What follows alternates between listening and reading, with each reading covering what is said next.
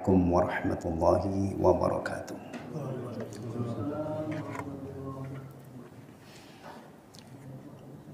Innal hamdalillah nahmaduhu wa nasta'inuhu wa nastaghfiruh wa na'udzu billahi min shururi anfusina wa min sayyiati a'malina. May yahdihillahu fala mudilla lahu wa may yudlil fala hadiya lahu. Wa asyhadu an la ilaha illallah wahdahu la syarika lah wa asyhadu anna Muhammadan 'abduhu wa rasuluhu la nabiyya ba'dah. Ya ayyuhalladzina amanu taqullaha haqqa tuqatih wa la tamutunna illa wa antum muslimun. Ya ayyuhan nasu taqu rabbakum alladzi khalaqakum min nafsin wahidah wa khalaqa minha zawjaha وبث منهما رجالا كثيرا ونساء واتقوا الله الذي تساءلون به والأرحام إن الله كان عليكم رقيبا يا أيها الذين آمنوا اتقوا الله وقولوا قولا سديدا يصلح لكم أعمالكم ويغفر لكم ذنوبكم ومن يطع الله ورسوله فقد فاز فوزا عظيما أما بعد فإن أصدق الحديث كتاب الله وخير الهدي هدي محمد صلى الله عليه وسلم وشر الأمور محدثاتها وكل محدثة بدعة وكل بدعة ضلالة وكل ضلالة في النار. Ikhwatal iman rahimani wa rahimakumullah. Alhamdulillah kita masih diberi kesempatan oleh Allah tabaraka wa taala untuk melanjutkan telaah kitab Al-Adabul Mufrad. Insyaallah kajian malam ini kita awali dari bab 50, babu qublatis sibyan, bab mencium anak kecil, mencium anak-anak ya. Baik. Hadis yang pertama dalam bab ini, an Urwah an Aisyah radhiyallahu anha, dari Urwah dari Aisyah semoga Allah meridainya, beliau berkata, an Aisyah radhiyallahu anha qalat jaa a'rabiyyun ila an-nabiy sallallahu alaihi wasallam.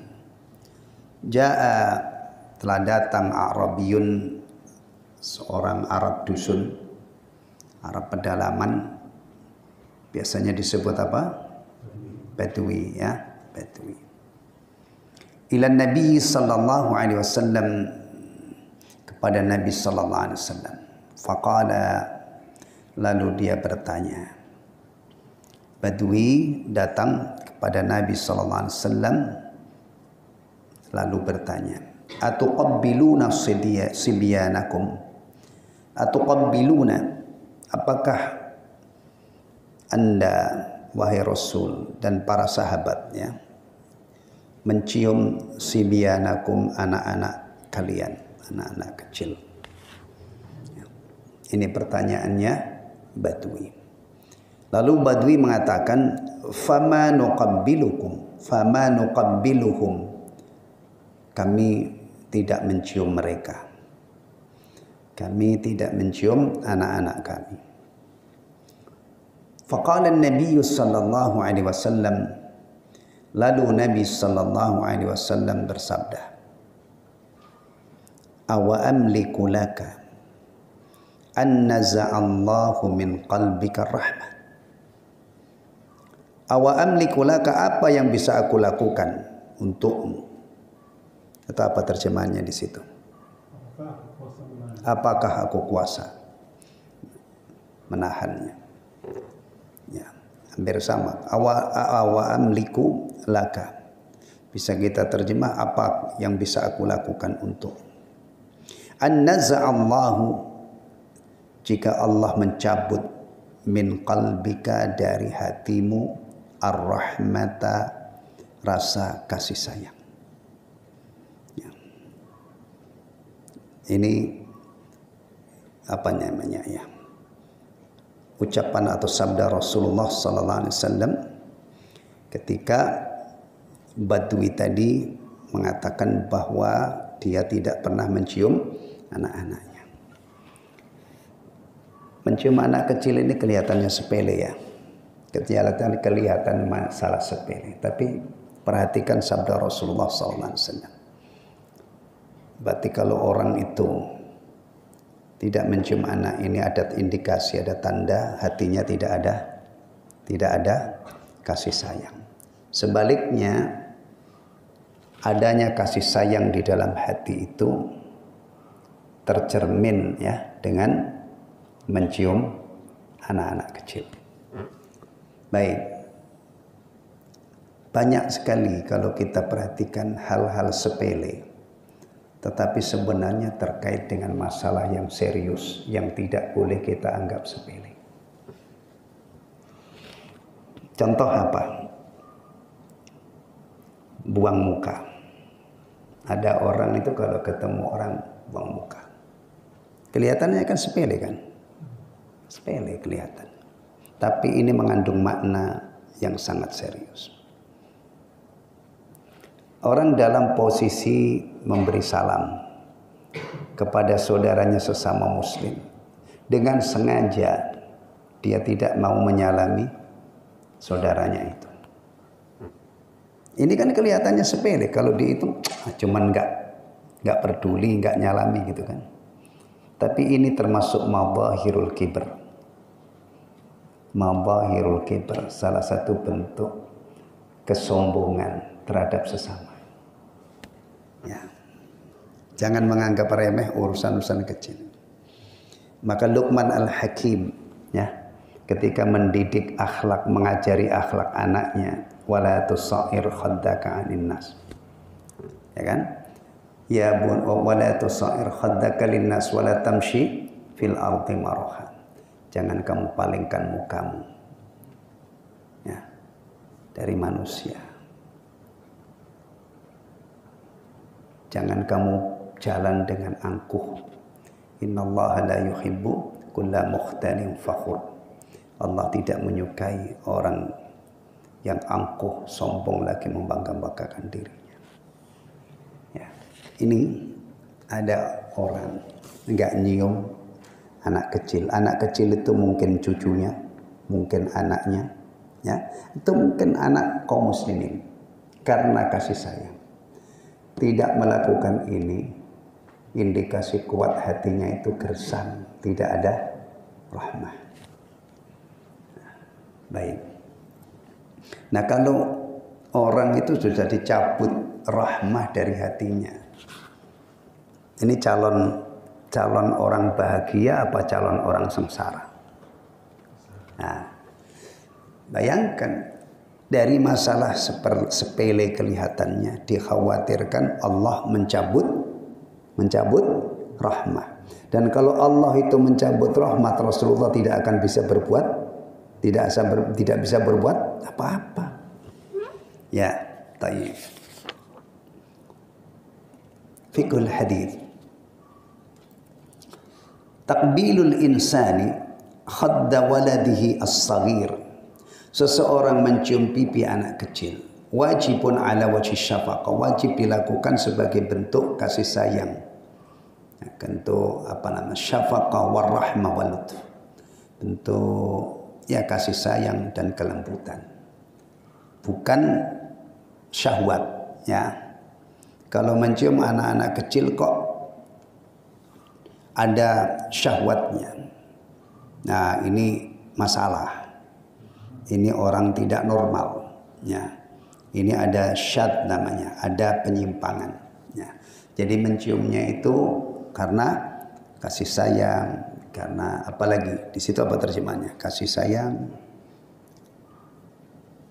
Kesimpulan yang pertama. Mencium pipi harus dari kerabat yang mempunyai perkalian mahram maupun yang bukan mahram sebagai bentuk kasih sayang dan kelembutan terhadap mereka. Tayyib. Oh, itu yang 91 Pak. Yang 90 bukan itu sebelumnya. Sama seseorang mencium pipi anak kecil wajib dilakukan ala wajhi syafaqah warahmah walutf. Coba baca terjemahnya.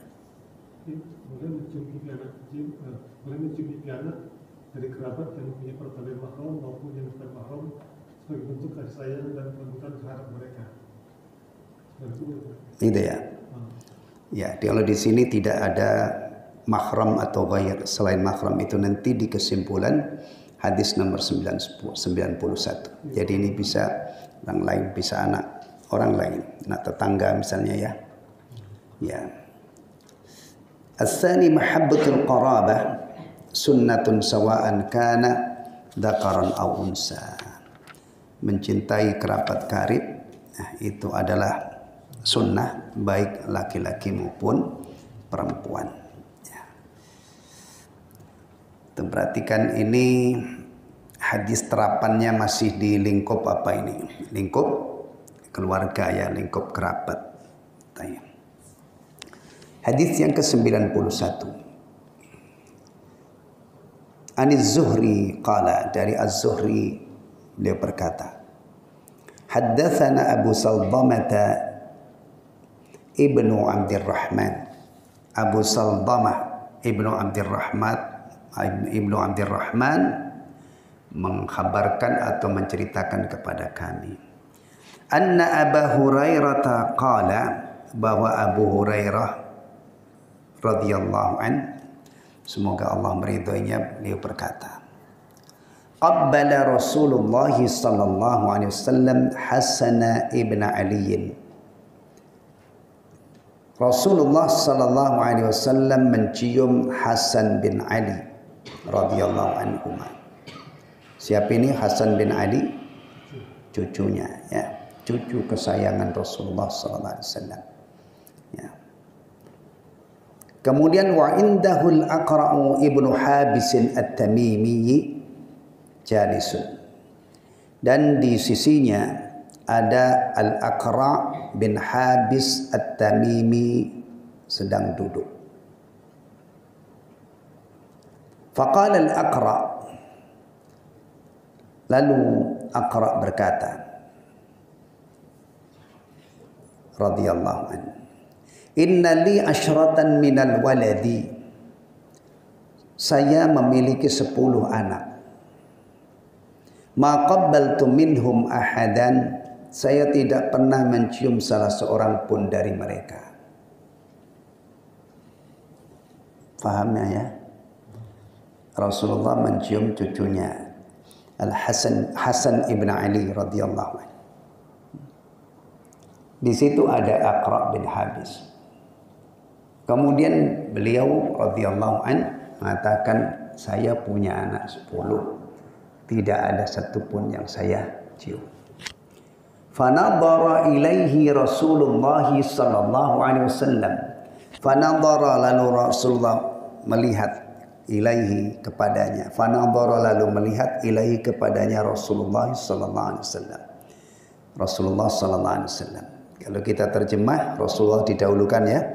Lalu Rasulullah sallallahu alaihi wasallam menatapnya atau melihatnya. Dilihat. Faqala tsumma qala, kemudian beliau sallallahu alaihi wasallam bersabda, man la yarhamu la yurham. Siapa yang tidak menyayangi, maka dia tidak disayangi.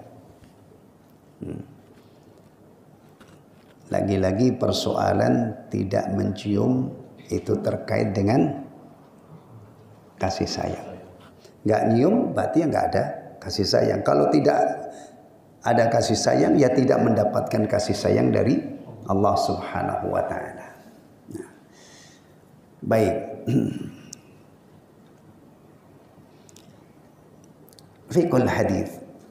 Kandungan dari hadis yang mulia ini. Ini hadisnya dua-duanya tadi diriwayatkan Bukhari dan Muslim juga ya. Ya, hadis 90 juga diriwayatkan oleh Imam Muslim, ini juga diriwayatkan oleh Imam Muslim. Baik. Taqbilul waladi min ahlil maharimi, mencium anak-anak kecil dari yang punya hubungan kekerabatan. Min ahlil maharim, dari kerabat ya. Anak-anak kerabat maksudnya ya. Wa ghairihim minal ajanib, dan anak-anak kecil yang lain dari orang-orang yang tidak punya hubungan kekerabatan. Innama yakunu lisyafaqati warahmah. Hal itu dilakukan hanya karena kasih sayang. La lil ladzati wasyahwah, bukan karena kelezatan atau kenikmatan dan syahwat. Nah, kalau syahwat sekali lagi itu berarti masalah. Nah, punya kecenderungan ya terhadap anak-anak. Ya, ini kadang-kadang bisa lebih jauh dari ini, bukan sekedar mencium. Orang-orang yang punya kelainan ini kadang-kadang menjadi predator, ya sebutannya predator anak. Dan itu ada ya predator ya. Predator itu biasanya sebutan untuk apa? Kucing itu predator enggak? Tikus itu predator enggak? Kambing itu predator enggak? Katakan predator itu biasanya kayak apa? Buaya yang ganas-ganas itu ya. Dan itu ya dari kejadian-kejadian yang sudah terjadi itu tidak bisa ditebak. Enggak penuh dengan kejutan masalah. Kadang-kadang kakek menjadi predator bagi cucunya. Om menjadi predator bagi keponakannya. Tetangga dekat. Dan itu sudah berulang kali terjadi di negeri kita ini. Ya. Baik. Jadi mencium anak-anak kecil karena syafaqah itu adalah sunnah. Tapi kalau mencium anak kecil karena syahwat dan untuk kenikmatan ini, na'udzubillah min dzalik. Baik. Man la yarhamun nasa bil ihsan ilaihim. Man siapa saja la yarhamun nasa yang tidak sayang kepada manusia bil ihsan ilaihim dengan berbuat baik kepada mereka, la yusabu birrahmati maka dia tidak diberi ganjaran dengan rahmat min qibalir rahman dari Allah yang Maha Penyayang. Nih, ternyata salah satu jalan untuk mendapatkan curahan rahmat Allah itu dengan menyayangi manusia. Kalau anak kecil bentuk kasih sayangnya adalah mencium. Kalau berbuat baik kepada fuqara dengan apa? Yang dengan memperhatikan apa yang dibutuhkan. Fuqara itu biasanya yang paling dekat adalah urusan perut, ya. Maka biasanya kalau ihsan kepada orang-orang miskin itu bentuknya diungkapkan it'am. It'amu miskin, memberi makan orang miskin. Ya Allah, ini kalau tidak kita pelajari, tidak bisa dijangkau oleh akal kita. Enggak bakalan kejangkau. Ternyata kalau kita sayang sama makhluk-makhluk Allah, ya terutama kalau kita bicara makhluk itu yang kelasnya paling elit adalah manusia. Itu ternyata Allah janjikan akan mendapatkan curahan rahmat darinya. Baik. Ikhwatal iman rahimani wa rahimakumullah. Dari dua hadis yang kita baca ini ada sisi yang menarik banget. Tadi yang pertama itu Badui datang kepada Nabi SAW lalu tanya, apakah antum atau anda wahai Rasulullah dan sahabat-sahabat itu biasa mencium anak-anak kecil kalian? Kalau kami sih tidak pernah cium gitu kan. Lalu Rasulullah SAW bersabda, apa yang bisa aku lakukan untukmu kalau seandainya Allah mencabut? Tidak ada komen-komen negatif, tidak ada caci maki, tidak ada teguran keras gitu ya. Yang kedua juga begitu. Rasulullah mencium Hasan bin Ali, dilihat oleh Aqra bin Habis radhiyallahu an, ya. Aqra bin Habis mengatakan, saya punya anak 10, enggak ada yang saya cium. Antum lihat Rasulullah tidak keluar satupun kalimat, ya, tidak terucap satu kalimat yang mencela atau berkomen negatif, itu enggak. Kalau sekarang kira-kira ya, zaman ini ada orang yang menghabarkan tadi. Saya punya anak 10 Ustaz, tapi tidak ada yang saya cium. Itu sangat mungkin ya Ustadznya ini kalau tidak hati-hati itu orang ini diucek-ucek dulu istilahnya ya. Gitu Pak Prapto ya. Kamu itu bapak model apa sih?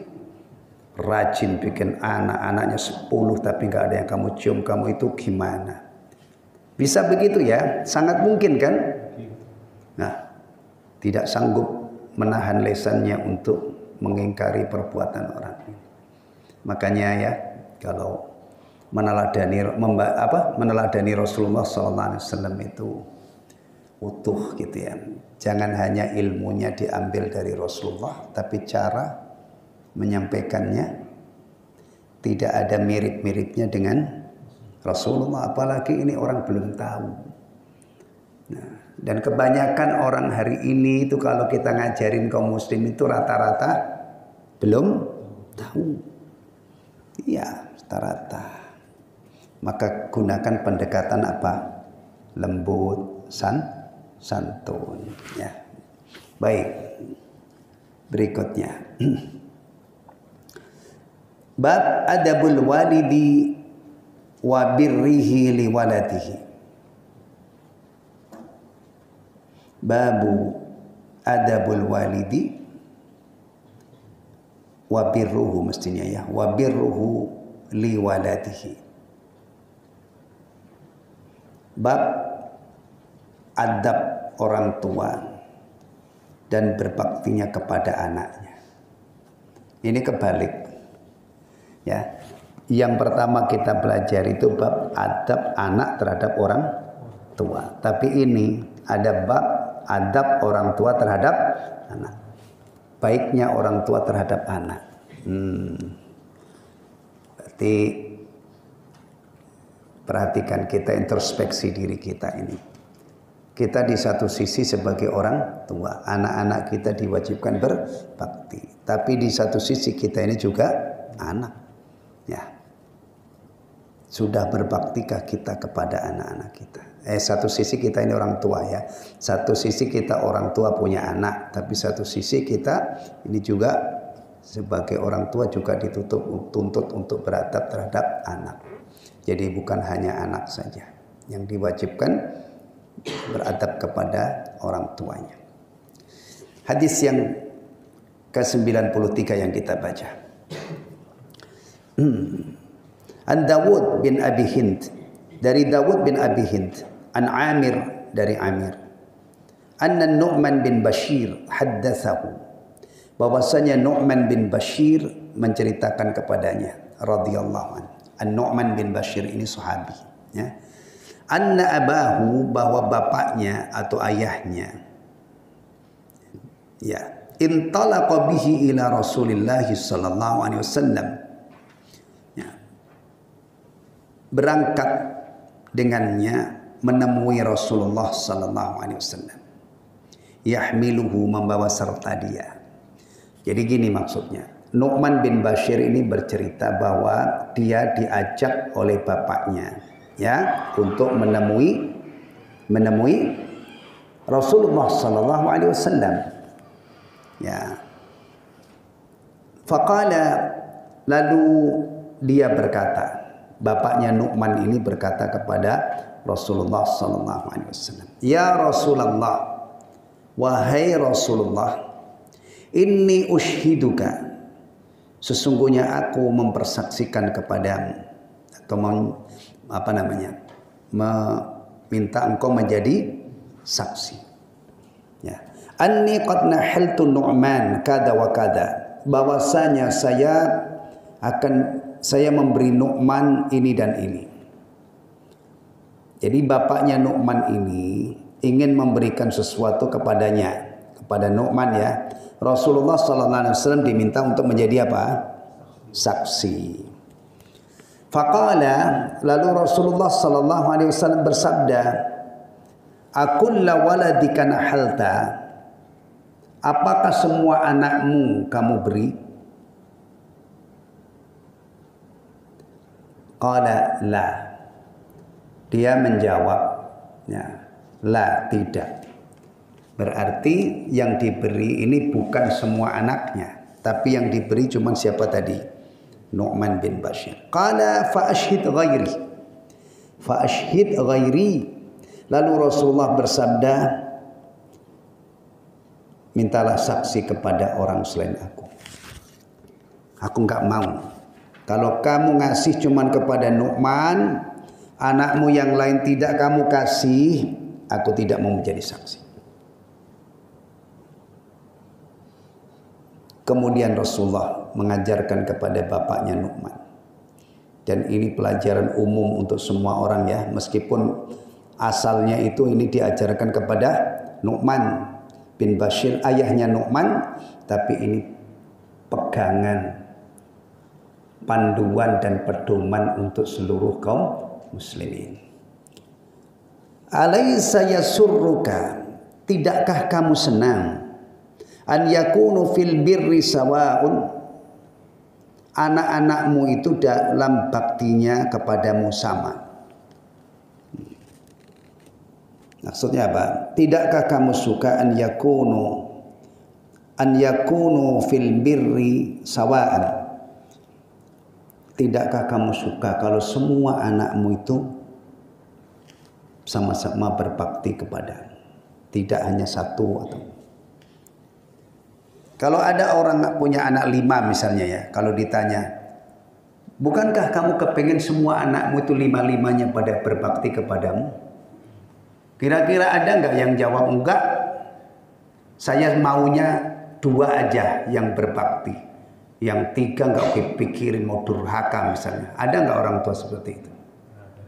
Nggak ada lah. Maka ini perhatikan. Qala bala. Dia menjawab, benar ya Rasulullah, saya ingin semua anakku berbakti kepadaku. Qala fala idan. Lalu Rasulullah menimpali, Rasulullah berkata, kalau begitu jangan kamu lakukan. Fala, maka jangan. Idan, jika demikian. Maksudnya kalau begitu jangan hanya Nu'man saja yang kamu kasih. Itu namanya pilih kasih. Kalau pilih kasih, potensi menanamkan permusuhan di antara anaknya dan juga akan berpotensi akan durhaka kepada orang tua. Ya, anak itu kalau disayang oleh orang tua yang lain tidak, sangat mungkin yang disayang itu dimusuhi oleh saudaranya. Dan juga karena orang tuanya itu tidak adil pilih kasih, anak juga. Zaman sekarang kalau ini terjadi, itu bisa memicu perbuatan di luar nalar sehat. Anak membunuh orang tuanya mungkin. Saudara membunuh saudaranya mungkin. Sampai ke level itu. Ya kan? Dan lihat realita kehidupan kita ini. Ada orang tua itu tewas di tangan anaknya. Di tangan, ya ada nenek tewas, kakek di tangan cucunya. Zaman sekarang. Mau bangga-bangga kita ini hidup di era modern. Itu nyatanya.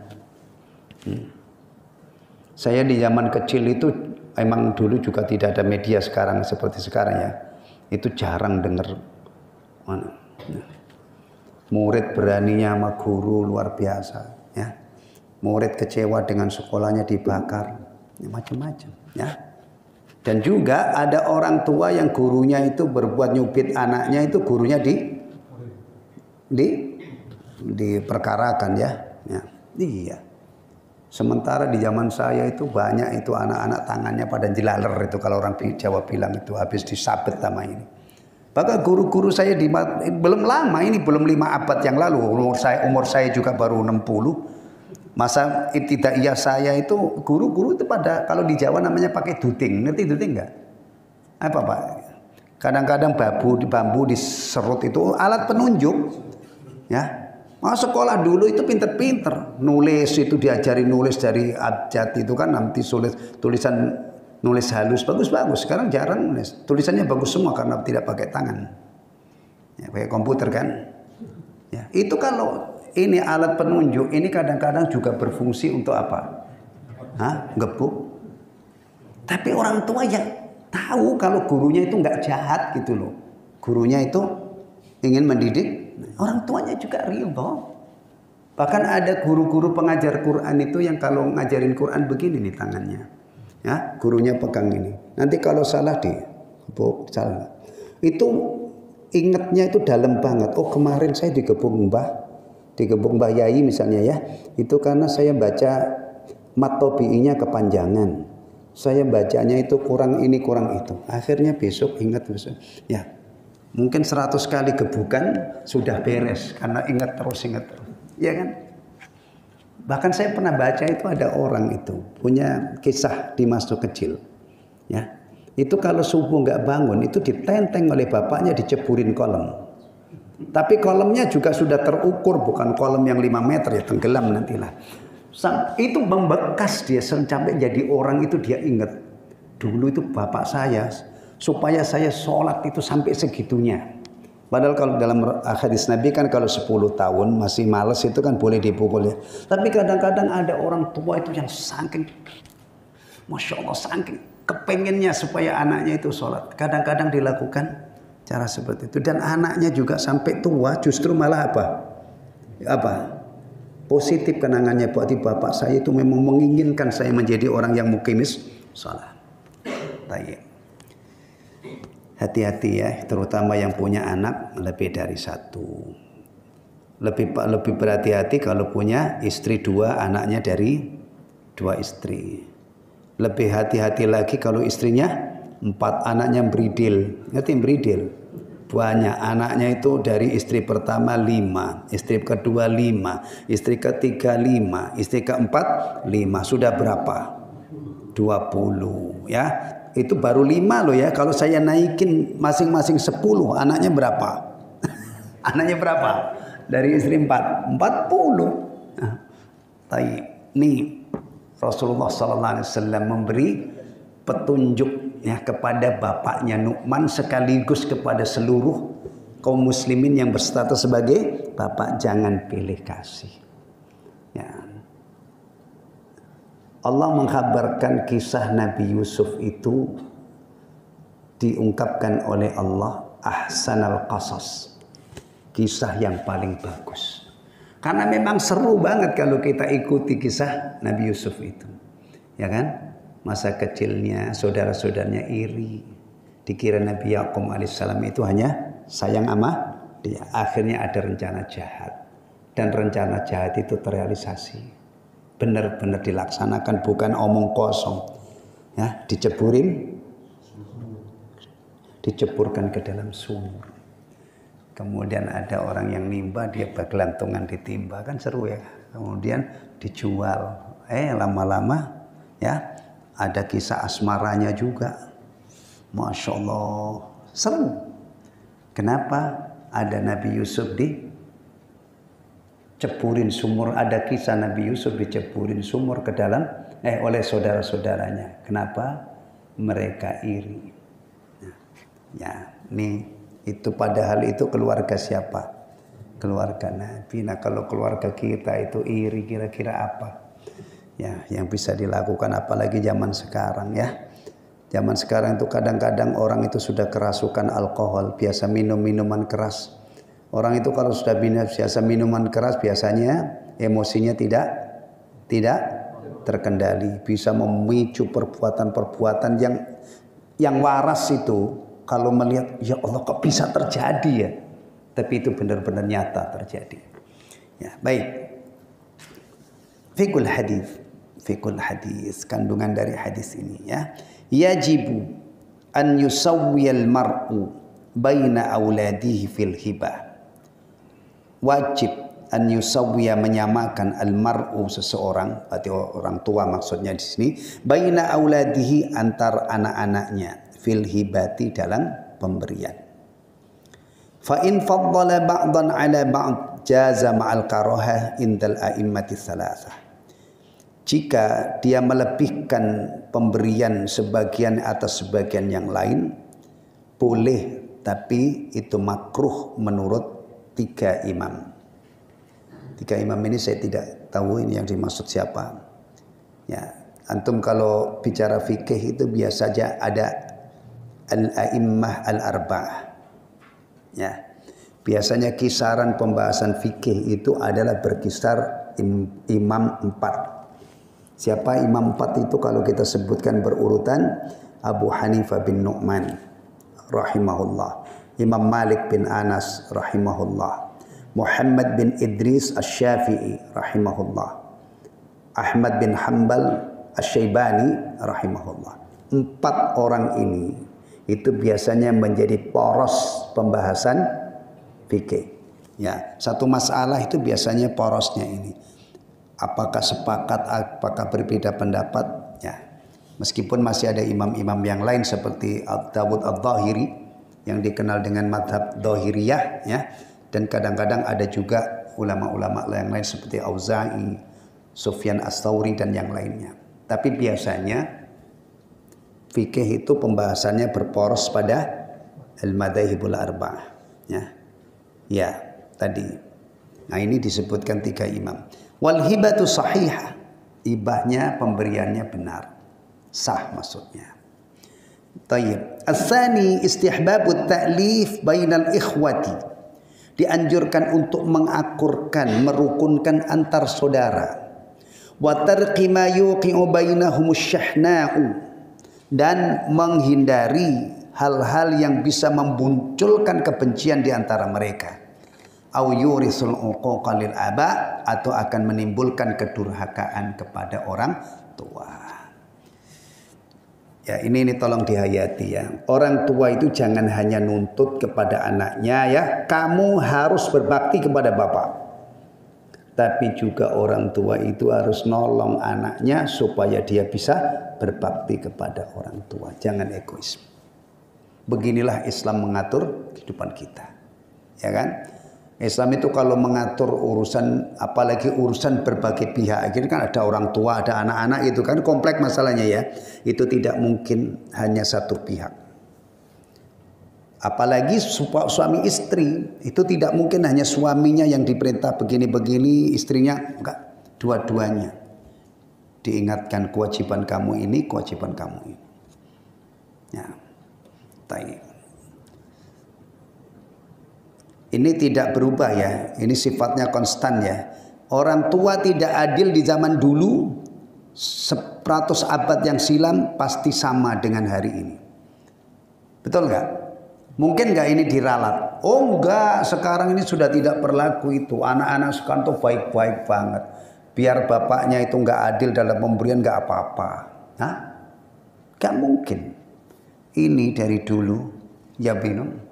Kalau orang tua nggak adil itu berpotensi menciptakan apa tadi, ke permusuhan antar anak-anaknya dan juga akan memantik durhaka kepada orang tua. Ya. Hal-hal begini ini tidak mungkin berubah dari dulu sampai. Termasuk yang lain. Kita itu kalau misalnya ketemu dengan seseorang kemudian kita muliakan dengan wajah yang berseri-seri. Nah, kemudian kita kasih salam, kita berjabat tangan, berkomunikasi bertutur kata yang bagus. Itu kalau dipraktekkan dulu tidak peduli mau 10 abad mau 100 abad yang lalu ya, dengan hari ini hasilnya berubah apa enggak? Beda apa enggak? Dari dulu ya, termasuk kepada orang tua. Kalau orang tua zaman dulu, zaman sahabat misalnya, anak-anaknya itu pada baik-baik, kalau ngomong itu halus, tidak ngegas, tidak bentak-bentak, ya kan? Dengan hari ini ada seorang ibu, anaknya itu begitu, mengamalkan apa yang dulu diamalkan oleh para sahabat. Maksudnya mengamalkan ayat itu dulu, 10 abad yang lalu misalnya, dengan hari ini beda apa enggak hasilnya? Enggak, sama. Ibu akan ridho, orang tua akan ridho. Berarti ini adalah ajaran yang diterapkan kapanpun, dimanapun, pasti hasilnya sama. Kalau orang tua itu tidak adil sama anaknya, tadi yang disebutkan, bisa memancing permusuhan, atau bisa memancing anak itu untuk durhaka kepada bapaknya. As-salis, imkaniyatu mailil qalbi ila ba'dil awlad waz zawjati duna ba'din. Nah ini nih ya, kemungkinan condongnya hati kepada sebagian anak dan istri, bukan yang lain. Ini wajar. Orang kalau bicara kadar kasih sayang, ada anak, orang punya anak 5. Kadar kasih sayangnya itu tidak mungkin 100% dibagi 5 berarti 20. Enggak mungkin. Tetap aja ada potensi, ada apa namanya, kecondongan hati kepada anak tertentu. Ya. Biasanya ini mungkin yang ganteng, yang baik, yang berbakti gitu ya. Itu biasanya lebih condong, hati condong kepada yang itu. Atau biasanya kalau yang gede-gede itu sudah pada mandiri, kemudian yang kecil itu belum, biasanya condongnya hati itu kepada yang belum mandiri, masih. Kan kadang-kadang ada orang kan anaknya itu 5, yang tua itu sudah pada kerja, sudah mandiri, anaknya belum, yang bontot istilahnya belum mentas istilahnya gitu ya. Nah, itu biasanya. Iya. Atau misalnya anak yang ada di perantauan, mungkin sedang kuliah di suatu tempat, sementara anak-anaknya yang lain itu di rumah, dia bisa lihat sehat walafiat misalnya, itu yang jauh, nah, itu biasanya dapat perhatian istimewa. Wajar ini. Ya. Bahkan istri juga begitu. Bayangin aja ya, nggak tahu nanti terjadi apa enggak. Ini orang punya istri umumnya umurnya sudah 60 tahun. 60 tahun itu ya performanya pasti sudah jauh. Antum kalau pengen punya pasangan nggak menyusut performanya ya, itu nanti di surga. Ya, mudah-mudahan kita min alil jannah, amin ya. Itu umur itu konstan. Apa namanya? Iya, orang itu badannya konstan, tidak ada menua. Masya Allah, ya. Jadi performanya ya top terus gitu, ya kan? Itu. Ini ada orang punya istri yang satu itu sudah sepuh banget. Bayangin wanita itu kalau sepuh ya pasti. Yang satu ini masih seger buger. Kira-kira cenderungnya hati itu kemana? Cenderungnya hati itu kepada yang masih seger apa yang kepada yang sudah tua, yang sudah kerut-kerut? Ya normal aja. Cuman kalau kamu punya istri yang satu sudah tua, mbok tuanya itu sudah tua, mbok tua namanya ya, yang mbok nomnya itu masih muda. Kemudian kamu nggak pernah ke rumah orang tua, nggak adil dalam apa namanya gilir ya, kecuali dapat ridhonya. Itu berarti antum nggak adil. Ya. Jadi yang dituntut adil itu masalah-masalah apa? Lahiriah, bukan kadar kasih sayang, bukan kadar cinta. Yang penting jangan berbuat zalim. Persoalan cinta itu tidak dituntut untuk adil. Orang yang istrinya 4 itu yang tua 25%, yang 25 enggak mungkin. Bukan itu yang dituntut, tapi hal-hal yang lahiriah, nafkah, ya kan, perhatian, kemudian gilir. Nah, itu. Nah, biasanya kalau ada orang begini ini kalau nggak kuat-kuat iman ya, apalagi kalau nikahnya itu cuma ngandelin syahwatnya yang kuat ya, ilmunya juga tidak mapan sebagai suami, itu biasanya yang tua terlantar. Ya. Dah. Ya, bahkan kadang-kadang dari setatnya juga tidak bagus, tidak syar'i, syaitani, syahwati. Pantas kalau di Indonesia itu ya, poligami itu mengerikan, menyeramkan. Sekarang ada Pak, ANS boleh? Maka syaratnya apa? Antum apa syaratnya? Tadi saya baca itu apa ya, ada yang mengkritik juga ini bolehnya poligami ini, kayaknya ada yang gimana, tadi saya belum sempat baca secara tuntas. Tapi memang itu ya potretnya. Baik. Sebagian besar, kecuali orang-orang yang sudah ini. Ya, adzan dulu, nanti kita lanjutkan beberapa menit. Kandungan hadis yang keempat, daruratu istidahil hakim wal mufti amma yahtamilul istidah. Daruratu ilistidahil hakimi wal mufti. Keharusan bagi seorang hakim dan mufti untuk klarifikasi. Ya. Itu apa bahasa? Minta penjelasan. Amma yahtamilu al-istidaha, dari hal-hal yang mungkin membutuhkan penjelasan. Ya. Jadi hakim dan mufti itu jangan buru-buru memutuskan perkara, atau jangan buru-buru memberikan fatwa sebelum persoalannya itu benar-benar jelas.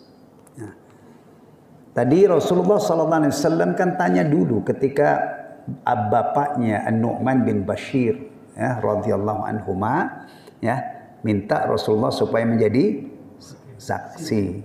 Rasulullah tidak langsung mengiyakan, ditanya dulu, yang kamu beri itu semua anakmu atau cuman Nu'man saja? Ternyata bapaknya menjawab, tidak semua anak saya.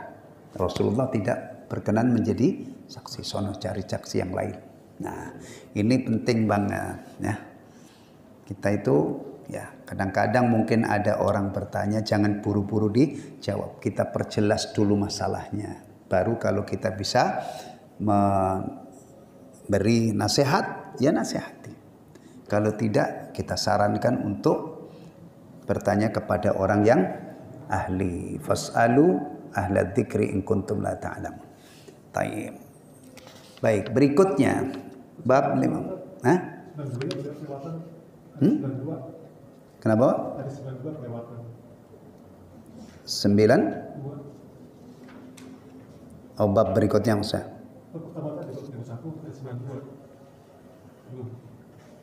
92. Ya, ini fiqhul hadis 93. Yang 92 itu kita lewati.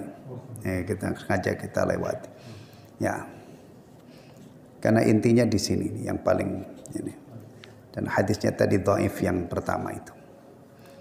Baik, ini juga bab 52.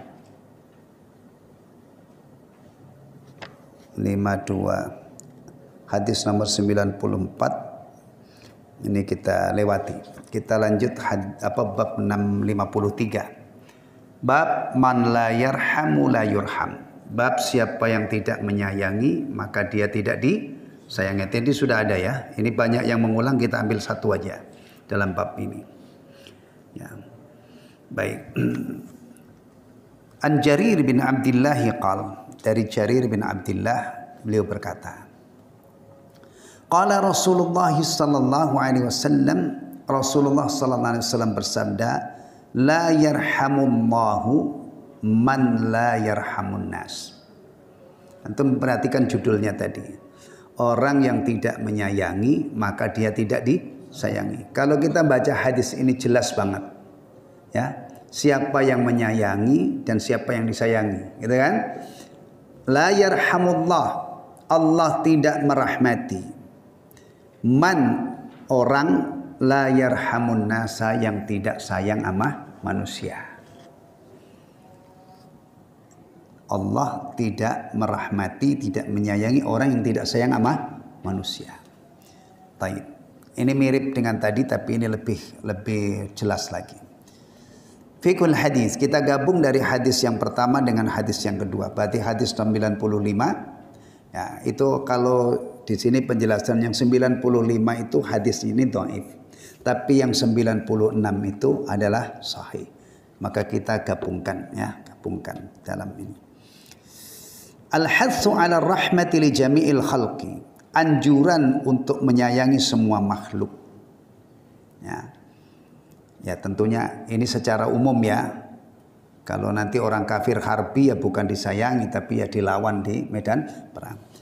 Fayadkhulu fiha al-mu'minu. Kalau disebutkan anjuran untuk menyayangi semua makhluk, maka fayadkhulu fiha, masuk di dalamnya al-mu'minu, orang mukmin, wal kafiru, orang kafir, bahkan wal bahaimu, binatang ternak. Masya Allah. Ini, ya, Islam itu ngajarkan kepada kita untuk sayang kepada semua makhluk. Ini benar-benar ajaran ini tidak ada yang apa istilahnya ya? Apa bahasanya apa? Di dunia ini kalau bicara yang kasih sayang, yang punya aktivitas sayang binatang dan penyayang binatang, ada WW apa namanya? WWA ya. Apa itu? Atau misalnya Greenpeace yang kadang-kadang suka nolong paus yang sedang terdampar, itu kan rata-rata yang santer di berita itu bukan dari orang Islam kan? Ternyata orang Islam itu diajari oleh Rasulnya untuk kasih sayang itu sampai kepada orang kafir sekalipun. Orang kafir itu banyak macamnya, ya. Yang disikapi dengan keras, dengan kasar, dengan pedang, dengan senjata itu kafir muharib di medan perang. Kalau kafir yang hidup bersama kita di sini, ya, dalam hal kondisi seperti ini tidak boleh diganggu, tidak boleh disakiti. Bahkan kalau bisa didakwai, ya. Tunjukkan bagusnya ajaran Islam, barangkali dia tertarik. Nah, atau kalau tidak tertarik, setidak-tidaknya kita hidup bertetangga, mereka tidak memusuhi kita. Ya, kita baiki dia karena dia baik. Ini adalah termasuk hal yang diajarkan dalam agama. Ya, antum punya tetangga non muslim tapi dia baik, jaga hubungan baik ini supaya dia tidak jahat. Nah, kita itu termasuk maslahat diniyah, bukan maslahat dunia. Ya. Ini kadang-kadang di sini kita sangat kurang. Nah, bahkan yang saya sayangkan, yang saya lihat juga, jangankan dengan orang kafir, dengan sesama muslim itu masih sangat kurang. Senyum itu kadang-kadang masih seret. Ya, mengucapkan salam juga masih pilih-pilih. Padahal asli, kan? Jadi hidup kita ini belum baik-baik saja sebenarnya, masih jauh dari yang diajarkan oleh Rasulullah. Kita itu kalau maksimal mengamalkan apa yang diajarkan oleh Rasulullah. Dan mengamalkan itu tentunya diawali dengan faham. Masya Allah, rumah tangga kita itu kayak surga. Lingkungan kita itu kayak surga. Apalagi lingkungan yang banyak orang Islamnya. Bahkan kalau seandainya tidak banyak orang Islamnya, tetap lingkungan itu damai. Nah, ini yang dikenal ya, kasih sayang kepada orang kafir itu bukan karena kekafirannya. Kalau itu kita harus barok namanya. Harus memutuskan hubungan. Ini dikenal dengan ar-rahmah al-insaniyah. Ya. Misalnya kita berbuat baik kepada orang kafir karena dia tetangga. Kita baiki, mudah-mudahan dia tertarik dengan Islam. Ya. Atau misalnya kondisinya mengibakan. Mengibakan itu misalnya apa? Lapar, mungkin berdarah-darah, ya. Kalau di sini ini nggak terlalu, potensinya nggak terlalu besar. Kalau ada masjid di pinggir jalan raya, bisa saja kan kita ini baru sedang ngaji, ada orang kecelakaan di jalan itu, ya kan? Kita itu kalau mau nolong orang, misalnya orangnya pingsan, apa ditepuk-tepuk dulu, kamu orang mana, agamamu apa? Kalau ternyata dia bukan, udah biarin. Wah, ini kacau ini. Mestinya kalau ada begini ini ya, ngaji kemudian ada kecelakaan, tolong cepat itu, kamu urus itu, bawa ke rumah sakit. Ternyata orangnya bukan orang Islam, nggak apa-apa. Nolong orang yang keadaannya luka berdarah-darah itu, tetap kita dapat ganjaran meskipun yang kita tolong itu adalah bukan orang seiman. Demikian juga orang lapar, udah pucet, antum interogasi dulu, pingsanlah dia, cepat kasih makan. Nah, ini yang dimaksud tadi ya. Termasuk di dalamnya itu orang kafir. Kalau mukmin itu namanya nolong sesama muslim, saudara itu. Tapi kalau seandainya tidak mukmin, kita juga masih dianjurkan untuk berbuat baik kepada dia karena tadi kondisinya mengibakan. Wal bahaim, binatang ternak. Wal murad bir rahmah at-ta'ahud bil it'am was saqi wat takhfif wal fil hamli wa tarki ta'addi bid darbi.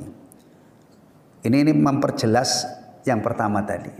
Kan masih global banget ya. Prakteknya belum jelas. Anjuran untuk mengasihi semua makhluk. Itu prakteknya gimana sih? Nah, ini nih diperjelas oleh kesimpulan yang kedua. Yang dimaksud dengan rahmah ini adalah bertekad untuk memberi makan, minum. Ya. Jadi kalau kita punya binatang piaraan, binatang ternak misalnya, atau binatang piaraan, perhatikan ini. Makannya, minumnya. Ada yang ini enggak melihara ikan di rumah, mungkin di akuarium atau di kolam. Jangan sampai antum aktif ngaji, pulang itu ikan di akuariumnya pingsan semua, airnya keruh banget, antum nggak peduli. Kalau antum melihara, berarti konsekuensinya itu diperhatikan, kualitas airnya udah bikin mekap-mekap dia ya cepet diganti, begitu ya. Kalau yang melihara kucing misalnya ya perhatikan hak kucing itu, kasih makan, ya kan? Tayyib. Kemudian watahfifi fi hamli, memperingan beban, meringankan beban. Kadang-kadang ada makhluk itu yang kita apa istilahnya ya, dipekerjakan gitu ya. Ya, apa biasanya? Sapi, kerbau gitu ya. Nah, kuda itu dikira-kira kemampuannya. Daya angkutnya itu maksimal berapa kemampuannya ya. Tayyib. Tayyib. Wa tarki ta'addi bidarbi, dan tidak berbuat melampaui batas dengan memukulnya. Jangan dipukulin, jangan digebukin. Tapi kadang-kadang itu ya Allah, ada orang itu istrinya aja digebukin. Ini gimana ini? Hah? Ada orang itu kadang-kadang beragama Islam itu bikin malu dunia ini.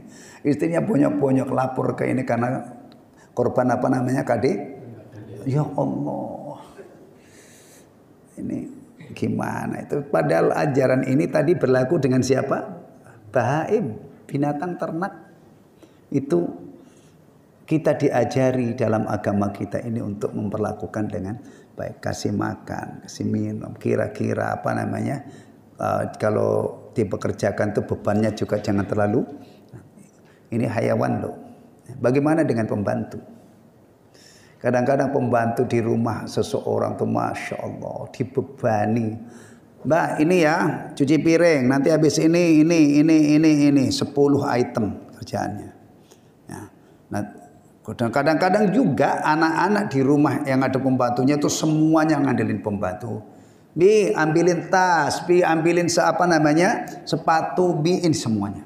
Biasanya kan anak-anak itu diajarin kalau manggil pembantunya kan bi ya, bibi maksudnya itu. Ya Allah, keluarga muslim lagi. Kita itu bayangkan resapi dan kita bawa pulang ilmu-ilmu seperti ini dan kita coba untuk mujahadah, menerapkan. Kalau selama ini itu sudah jalan, mudah-mudahan kita tambah semangat lagi karena tahu ternyata halal begini ini bukan sekedar apa istilahnya, sekedar baik, tetapi memang akarnya itu adalah diajarkan di dalam agama ini. Alhamdulillah. Tayyib. Man la yarhamu kama dzukira a'la. Man la yarhamu kama dzukira a'lahu. Barang siapa yang tidak mengasihi seperti yang disebutkan tadi, yuhramu min rahmatillah. Nalu. Dia terhalang untuk mendapatkan rahmat Allah. Kita butuh rahmat Allah apa enggak? Hah? Tergantung. Kita butuh ampunan Allah enggak? Kalau ada ampunan dari Allah. Kalau kita tanya orang-orang, tergantung orangnya. Kalau orang yang kepengen bahagia, rahmat Allah, ridha Allah, ampunan Allah, itu diburu. Tapi kalau orang yang tidak punya cita-cita, bisa saja jawabnya, gak kepikirin. Hidup saya sudah enak, duit saya ribuan triliun. Jadi siapa yang butuh rahmah? Siapa yang butuh maghfirah? Siapa yang berburu ridha Allah? Orang-orang yang punya cita-cita hebat, yang iman kepada adanya akhirat. Ya kan? Karena dosa itu kalau tidak diampuni oleh Allah, kita akan, apalagi kalau orang itu mati membawa dosa yang tidak akan diampuni oleh Allah. Ngeri. Ya. Baik. Jadi memang dunia ini warna dan orang itu macam-macam. Ya. Siapa yang peduli dengan sholat 5 waktu? Siapa yang peduli? Ya yang ingin dapat rahmat Allah, ingin dapat ridho Allah. Kenapa kamu berburu ridho Allah melalui sholat? Karena sholat itu diwajibkan, diperintahkan. Kemudian saya kerjakan, mudah-mudahan saya diridhoi oleh Allah. Kalau tidak saya dimurkai oleh Allah. Juga saya kepengen dapat ampunan. Memang nyambung. Hah? Orang berburu ampunan, kemudian dia menegakkan wudu, mulai dari wudu yang bagus, kemudian menegakkan sholat dengan bagus. Memang nyambung. Memang ada itu dalilnya. Ada enggak? Mulai dari wudu itu sudah merontokkan dosa-dosa kecil. Ya kan? Sholat 5 waktu itu diibaratkan oleh Rasulullah seperti sungai yang mengalir di depan pintu. Orang itu mandi 5 kali sehari. Antum tadi mandi berapa kali sehari? Pada ganteng-ganteng itu. Hah? Antum ada yang mandi 5 kali. Saya mandi tadi cuma 2 kali. Pagi sama mau berangkat ini tadi mandi. Ya, rata-rata 2 kali, kadang-kadang mungkin 3 kali ya, sering, tapi tidak rutin 3 kali itu. 5 kali bersih gak badan kita? Bersih banget lah. Fadzalika matsalus shalawatil khams yamhullahu bihinal khataaya. Ya. Baik. Ini yang 96, masih ada 2 kesimpulan. Ar-rahmatu minal khalqi al-'atfu war-ra'fah. Rahmat dari makhluk itu adalah kasih sayang dan kelembutan. Wa rahmatu minallah, rahmat dari Allah itu ridha amman yarham, adalah keridhaan Allah terhadap orang yang dirahmati. Maka kalau orang itu sudah dirahmati oleh Allah, berarti dia aman. Sebagaimana orang itu kalau dicintai oleh Allah juga aman. Tapi kalau dimurkai, dikutuk, apalagi dilaknat, naudzubillah min dzalik. Naudzubillah min dzalik. Enggak ngebayang kita. Orang dimurkai oleh Allah, dilaknat. Ya, itu berarti dalam keadaan yang sangat membahayakan. Dan salah satu bahaya dosa itu maksiat adalah melemparkan orang itu ke zona merah. Kadang-kadang dia berhadapan dengan ancaman yang sangat mengerikan. Kadang-kadang dia dapat ancaman mendapatkan laknat, dikutuk oleh Allah. Na'udzubillah min dzalik. Baik. Terakhir, man la yarhamun nas bil ihsani ilaihim warra'fah bihim, barang siapa yang tidak sayang kepada manusia dengan berbuat baik kepadanya dan mengasihi mereka, la yusabu min qibalir rahman birridha anhu, maka dia tidak diganjar ya dari Allah, oleh Allah yang Maha Pengasih dengan keridhaannya. Baik, ikhwatal iman, cukup Pandor ya? Cukup atau tambah satu lagi? Cukup ya. Nanti ini hadis yang ke-100 itu kaitannya dengan rahmat. Kita akan dapat ilmu tentang rahmat Allah ya dari hadis nomor 100. Kemudian ini adalah hadis yang terakhir kaitannya dengan hadis-hadis yang terapannya di lingkup apa tadi? Keluarga. Yang terakhir tadi masalah mencium anak kecil. Nah, hadis 101 dan beberapa hadis sesudahnya ini sudah masalah tetangga. Ya, Masya Allah gambarannya itu ya. Kalau sunnah itu kita sering ibaratkan apa, cahaya gitu ya. Cahaya sunnah. Berarti selesai rumah tangga kita ini kita sinari dengan hadis-hadis yang terapannya di keluarga, di lingkup keluarga. Berikutnya adalah dengan tetangga. Kita punya keluarga, kita punya kerabat karib, kita punya anak, punya, alhamdulillah. Terapkan yang sudah kita. Nanti yang kaitannya dengan tetangga, mudah-mudahan hari ini juga sudah benar, ya. Hidup kita dengan tetangga itu sudah benar. Tapi nanti kita akan kaji hadis-hadisnya. Mudah-mudahan kalau sudah benar, berarti tambah semangat kita berbuat baik kepada tetangga. Kalau ada yang belum beres, mudah-mudahan nanti hadis-hadis tentang tetangga itu akan memberi pencerahan kepada kita, memperbaiki kekurangan-kekurangan kita. Sehingga harapan kita makin tambah ilmu, makin beres hidup kita ini, makin baik-baik saja. Ya, itu harapan kita. Wallahu taala alam bissawab. Alhamdulillahilladzi bi ni'mati tatimmus shalihat. Ya. Semoga jerih payah kita, kesabaran kita ya untuk mengkaji kitab ini berbuah manis, dan mudah-mudahan kekurangan kita diampuni oleh Allah Subhanahu wa taala, kesalahan-kesalahan kita di majelis ini. Dan alhamdulillah Rasulullah juga sudah mengajarkan doanya, subhanakallahumma wa bihamdika asyhadu an la ilaha illa anta astaghfiruka wa atubu ilaik. Assalamualaikum warahmatullahi wabarakatuh.